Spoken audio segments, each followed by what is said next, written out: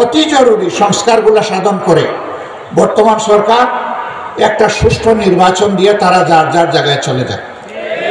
তাদেরকে খুন করেছেন, গুম করেছেন, দেশপ্রেমিক বিভিন্ন দলের মানুষকে তারা খুন গুম করেছেন, সাধারণ মানুষকে খুন গুম করেছেন।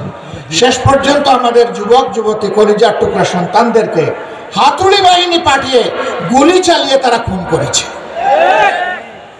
আমাদের মেয়েদেরকে তারা ছাড় দেয়নি। তারা আবার ফিরে আসবে। কেউ কেউ বলে আগামী নির্বাচনে তারা অংশগ্রহণ করতে পারবে কিনা। নির্বাচন কার জন্য? নির্বাচন তাদের জন্য যারা মানুষকে সম্মান করে।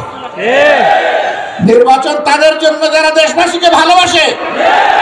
নির্বাচন তাদের জন্য যাদের কাছে দেশের প্রতি ইঞ্চি জমি আমানত। এ বিশ্বাস আস্থা যাদের নয়, নির্বাচন তাদের কপালে নয়। এরা তিনটি নির্বাচন অবৈধভাবে ক্ষমতায় থাকার সময় কি তাণ্ডব চালিয়েছে আমরা কি ভুলে গিয়েছি? যারা নির্বাচনে বিশ্বাস করে না তাদের আবার কিসের নির্বাচন?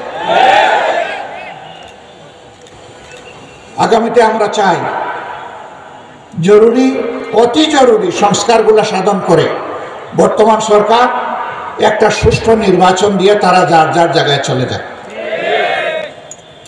এই নির্বাচনে জনগণ যাকে ভালোবাসে, যার উপরে আস্থা রাখতে পারবে, যাদেরকে দেশের দায়িত্বটা দিলে তারা দেশের মানুষকে সম্মান করবেন, ভালোবাসবেন।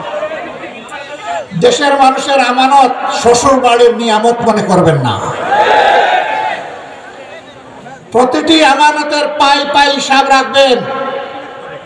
চুরি করে দেশের সম্পদ বিদেশে পাচার করবেন না, যেমনটি গত 15.5 বছরে করা হয়েছে। বিভিন্ন সংস্থার হিসাব অনুযায়ী বিদেশে পাচারকৃত অর্থের পরিমাণ হচ্ছে 26 লক্ষ কোটি টাকা।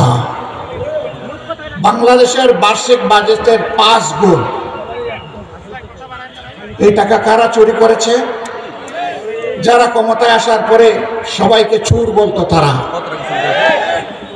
তারা কেন চোর বলতো? আমাদের ওইদিকে একটা কথা আছে, চোরের মার বলে বলে। আপনাদের এইদিকে এটা নাই, এই দিকেও আছে। তাহলে চোরের মা যে তার গলাটা বড়ই হয়। সব জায়গায় গরু চুরি হয়, মাঝে মাঝে হয় না? আমাদের ওইদিকে একবার গরু চুরি হয়েছে।